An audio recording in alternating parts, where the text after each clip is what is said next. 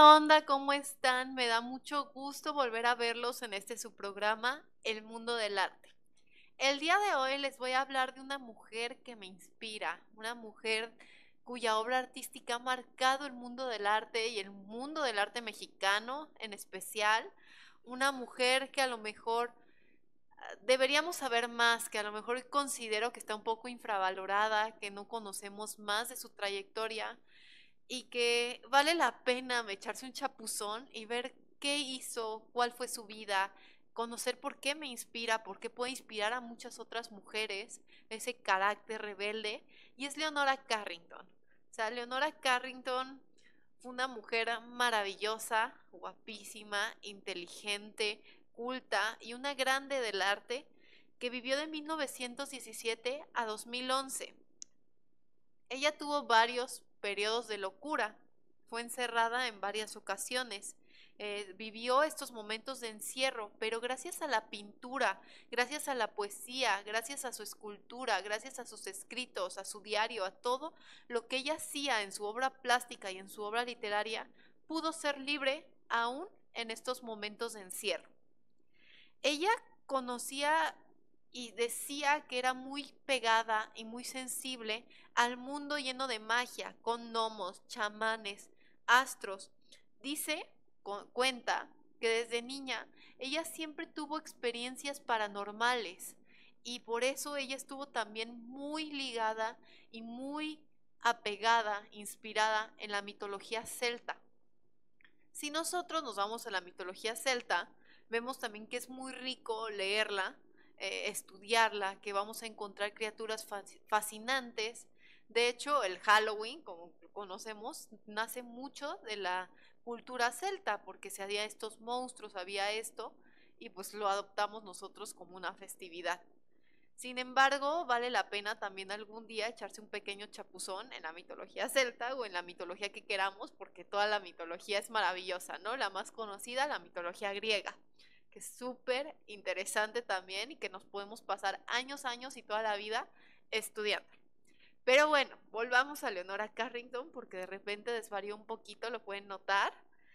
Y fue una mujer rebelde, una mujer que marcó nuevas ideas en su época, creyente del más allá, gran representante del más allá, se autoproclamaba.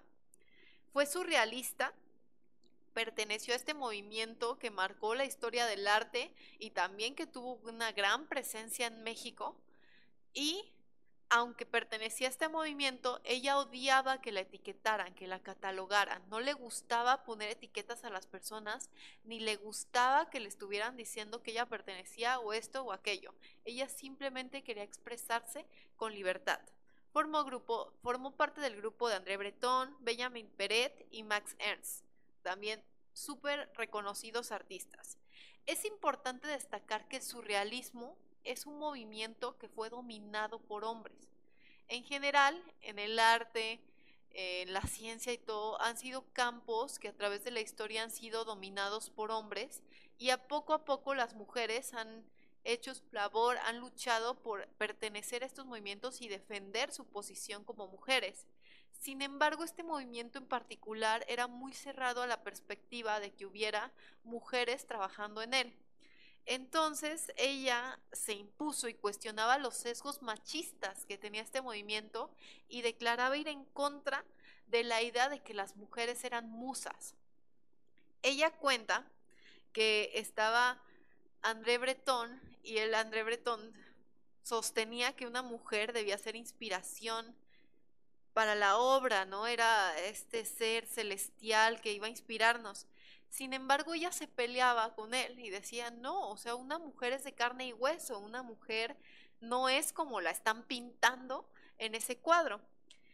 Y ella, en palabras textuales, dice, enfrentábamos nuestra situación de mujeres con mucho cabrón trabajo. ¿De qué otra manera puedo decir? Era sobre todo el trabajo de no mentirse a una misma para tener un poco de paz, de no aceptar chistes desagradables sobre mujeres, de no aceptar paternalismos ni que te dijeran mejor ocúpate de tejer o de cuidar a tus hijos. Entonces, como les digo, una visión integral de la mujer, de una mujer que no solo nace para ser madre, que no solo nace para hacer actividades de casa y que no es una musa ni inspiración ni un ser abnegado al que hay que adorar, ¿no? En una obra. Que por supuesto no digo que esté mal que seamos musas de vez en cuando, somos encantadoras, somos hermosas, somos maravillosas y es muy bonito ver un cuadro, pero también las mujeres pueden participar, pueden crear y pueden tener más papeles dentro de la sociedad del que se ha impuesto durante tantos años, que es ser y servir como ama de casa y que lamentablemente sigue predominando en la sociedad actual, ¿no? Basta con ver muchos casos en México particularmente y a nivel mundial. ¿Qué legado literario nos deja? Como les dije, ella no solamente va a hacer obras, sino también va a ser una gran artista literaria y va a dejar un legado impresionante también surrealista. Por ejemplo, tuvo su obra de teatro Penélope, que se publicó en 1946 y se estrenó en 1962, dirigida por Alejandro Jodorowsky, que también es muy famoso, creo, en varias películas. Si no, les recomiendo que pongan en Google su nombre y van a encontrar obras bastante interesantes que ha dirigido él. Y en 1976 publica La puerta y la piedra. En 1977 se publica La trompetilla acústica por medio de Monte Ávila Editores. Y además han nacido infinidad de obras que se inspiran en ella, ¿no? Biografías, relatos, Octavio Paz ha escrito sobre ella, muchas personas han escrito sobre esta mujer porque tuvo una vida fascinante y un desarrollo artístico también muy impresionante. Sin embargo, aunque su obra literaria es rica, es maravillosa, considero que la pintura fue su mejor lenguaje, ¿no? El más complejo, el que más ha destacado en el mundo, dentro de su obra. Bueno, es riquísimo, basta con ver las obras, como las que estamos viendo en pantalla, para ver que fueron obras de arte impresionantes. Pero ¿cómo nace este amor a la pintura? ¿Cómo nace este amor al arte? ¿Cómo se inspira? ¿En qué momento uno sabe ese llamado? Pues les voy a contar un poquito de su historia para que conozcan el background y el por qué ella se va formando de esta manera. Ella nace el 6 de abril de 1917 en Inglaterra. Fue educada en una escuela católica estricta. Entonces, era de una familia buena, acomodada, pudiente, que las mandaban a formarse, como se acostumbraba en la época, y donde la religión era incuestionable. O sea, tú estabas casi hablando con Dios mismo. Si todavía es algo tan arraigado, imagínense en 1917 qué tan arraigado era esta importancia religiosa y que tenías que formarte como buena católica, como buen católico. Entonces ella es mandada a esta escuela para recibir esta formación muy severa. Sin embargo, los profesores la tachaban de ineducable, de salvaje, o sea, decían no hay forma, no hay forma de educar este monstruito, y dicen que constantemente regresaban con ella agarrada del brazo, casi por no decir de la oreja, a entregarse a los papás y decir, ¿saben qué? Con su hija es imposible. Desde los 3 años, lo único que le importaba era pintar, esconderse en algún rincón y dibujar. Imagínense, desde los 3 años tener tan marcado lo que quieres hacer, tu pasión, ¿no? Algo que va a durar toda la vida. En 1900 se mudan a otro lugar y tiene como el tutor, el profesor y todo, y le asignan una nana, pero la nana va a ser irlandesa, entonces esto va a ser un papel, ella va a desempeñar un papel fundamental en la formación de Leonora, porque le va a contar muchos cuentos irlandeses populares y le va a contar historias de fantasmas de su pueblo irlandés, ¿no? Entonces imagínense Inglaterra, algo tan diferente, con unas creencias tan diferentes, a escuchar los cuentos populares. Ella queda maravillada y fascinada por las criaturas que le van a estar describiendo y que van a marcar, como pueden ver, su obra, porque todo este tipo de información le va a maravillar en toda su vida. Y creo que a todos, ¿no? Si uno escucha los cuentos de su comunidad, de su pueblo, pues te van a influenciar en lo que crees, en la forma en que creces. Por ejemplo, o sea, en mi comunidad se ha hablado mucho de nahuales, de los chamanes, las brujas, que son bolitas de fuego. Bueno, son cosas que se cuentan donde yo vivo, la Llorona, la Matlacigua, o sea, muchas cosas que son parte de la comunidad y que he tenido personas que dicen, es que yo la vi, ¿no? Me caminó en el río y me llevó. Y ¿te lo crees? Y yo lo he creído, yo he creído y yo creo que existen. O sea, yo en los nahuales, por ejemplo, creo que existen. Entonces va a influir, ¿no? Siempre escuchar las creencias que hay en otra comunidad te va a influir también en tú cómo percibes al mundo. Eh, y no podemos negar que existe, ¿no? Lo oscuro y lo bueno. Entonces debe haber cosas sobrenaturales por ahí vagando en algún lugar entre nosotros, que aquí le pido a Dios mío que por favor nunca se me acerque a mí ninguno, porque qué susto, ¿no? Ver algo así en la noche. Me da el infarto, me mudo, me cambio de ciudad, porque no, no, yo no le juego con eso. Así de lejitos y en los cuentos están bien. Pero bueno, eso va a ser un papel fundamental en la formación de Leonora. En 1921 hace sus primeras historias ilustradas, empieza a escribir y empieza a ilustrar su obra. Pero en ese mismo periodo de tiempo, en ese momento, la envían a Florencia y a París para controlarla, porque era muy salvaje, y formarla adecuadamente. Entonces, esto también va a ser fundamental para su historia de vida, porque la meten 9 meses a un internado donde aprende del arte renacentista. Entonces, ya tiene como las historias populares de Irlanda, de otras criaturas, junto con los principios artísticos que han dominado al mundo durante, cantidad y cantidad y cantidad de años, y que muchas veces sigue siendo más agradable para nosotros porque estamos muy acostumbrados al arte clásico. Entonces se va a empapar de todo este mundo artístico, de las técnicas y demás, y va a enriquecer la forma en que ella hace su obra plástica, su obra artística. En 1936 ingresa a la Academia del pintor Amadé Ossefant y conoce a Max Ernst, del cual se fue pareja, se enamora, fue pareja, se va con él y se muda a Francia. En 1939 escribe La Dama Oval con ilustraciones del propio Ernst, que en ese año desafortunadamente es llevado a un campo de concentración. Entonces, imagínense el dolor, la angustia de que lleven a tu pareja a un campo de concentración nazi. O sea, no le espera nada bueno. Afortunadamente, unos meses después, ella logra rescatarlo.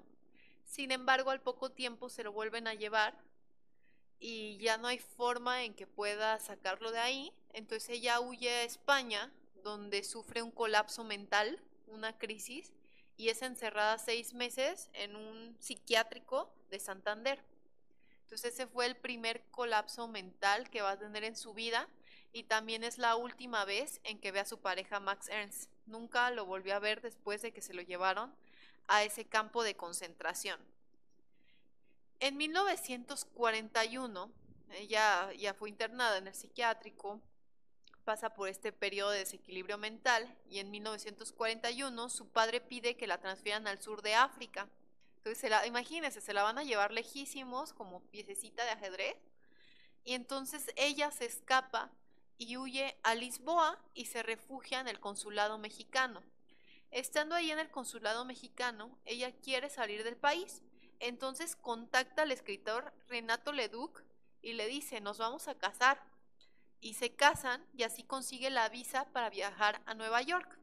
Entonces después de esa boda, después de que ya haberse casado, tener la visa, ella viaja a Nueva York, en donde colabora en Manhattan con varios proyectos, revistas, exposiciones surrealistas. Ella está ahí un periodo en Estados Unidos, pero en 1942, un año después de que escapó de Lisboa, de que se casó, de que viajó, o sea, solo un año después, cuántos cambios, ¿no? En la vida, se viene aquí a México para fomentar su vida intelectual, sobre todo con los surrealistas que vienen como refugiados en un periodo bélico, que son Benjamín Peret, Remedios Varo, Katy y José Horna. Entonces empieza a convivir con este núcleo surrealista que va a estar aquí en México creando obras maravillosas. En ese periodo de tiempo se divorcia de Leduc y en 1946 se casa con el fotógrafo húngaro Chiki Weisz, quien va a ser el padre de sus hijos y el compañero de vida, su compañero de vida. Ya con él se queda para siempre. ¿Qué decían de ella? Me gustaría leérselos. Bretón la describe como Leonora. Leonora contempló el mundo real con los ojos de la locura y la locura del mundo con el cerebro lúcido. Esas fueron sus palabras textualmente. Octavio Paz. Hechicera hechizada, insensible a la moral social, a la estética y al precio. Y por último, y mi favorito, Carlos Emmerich. Una fantasía en pie con la rebeldía como sello. Una mujer culta e inteligente que parece tenebrosa, pero en el fondo es un chistorete cotidiano. Creadora de mundos donde confluyen el juego eterno del bien, el mal y el conocimiento. Pintora abigarrada, compleja, irónica, con una sintaxis que escapa a la anécdota, surrealista que es pura intuición y sabiduría de los valores esenciales, vida, destino y trascendencia del ser. Imagínense qué belleza que te describan con esas palabras, ¿no? Que tantos escriban sobre ti y siempre con palabras de y admiración y, ay, ¿cómo describirlo? Respeto, eh, tantas cosas, ¿no? Decir una mujer que fue extraordinaria, que escapó a las reglas de su época, que fue una creadora entrañable, que experimentó, que creó en su vida, que se impuso en una época de machismo en el mundo del arte, cuya obra trascendió, que jugó con las criaturas del más allá, que presentó temas de todas partes del mundo. Una mujer maravillosa, ¿no? Ella se describe en 1948 para una exposición de París como de la siguiente forma: estoy armada de locura para un largo viaje. Y ella no lo pudo haber dicho mejor porque ella tuvo una vida entre la locura y la clarividencia. Ella fue encerrada varias veces, ella tuvo crisis nerviosas, crisis psicológicas, terminó de psiquiátrico en varias ocasiones, estuvo fluctuando, ¿no? Entre estar encerrada, estar afuera, muchas cosas, ¿no? Y el 25 de mayo de 2011 muere y acaba este viaje, ¿no? Entre la locura y ser cuerdo. Y finalmente nos deja un legado maravilloso, ¿no? Un legado que vale la pena estudiar, evaluar y pues tener más presentes, ¿no? En el mundo del arte, porque cuando pensamos en surrealismo, pues muchas veces nos centramos en otras personas como Dalí, como Magritte, que también tienen una obra maravillosa, extraordinaria, pues por algo Dalí es el padre del surrealismo. Sin embargo, no tenemos por qué cerrarnos, ¿no? A la posibilidad de ver otros autores tan maravillosos como son ella y también estudiar, ¿por qué no?, su vida, que ha sido ejemplo y que puede servir a muchas mujeres, a muchos hombres en general. A mí me gusta mucho invitar a las mujeres porque yo como mujer me siento orgullosa de ver a alguien que pelea por los derechos, que pelea por la igualdad, que pelea por destacarse en un campo dominado por hombres, y a mí me inspira, ¿no? Como mujer que soy y como integrante del mundo del arte que soy. Entonces, por eso se los recomiendo tanto a las chicas. Me gustaría cerrar el tema con una frase que es de ella también y que me encanta, y si lo quieren poner en Twitter o copiar o escribirlo en un cartel y pegarlo en su cuarto, se los recomiendo porque está maravillosa. Y dice así: el poder es muy peligroso, sin embargo, hay uno muy importante que es el poder sobre una misma. Consiste en no dejarse explotar y mantenerse rebelde, sin violencia, tener el control sobre su propio cuerpo, sobre la decisión de tener o no tener hijos, porque la maternidad no es un fin. Que una mujer sea dueña de su cuerpo no es mucho pedir. Entonces, esa es la frase con la que me gustaría cerrar el tema. Espero que les haya encantado, espero que la mediten, que la vuelvan a escuchar en sus casas, que la busquen, que la citen. Yo ahorita estoy muy sensible al tema de la mujer, sobre todo por lo que está pasando en tantos países en donde las mujeres son menos que un perro. O sea, estuve leyendo recientemente las reglas que hay en cuanto a los talibanes.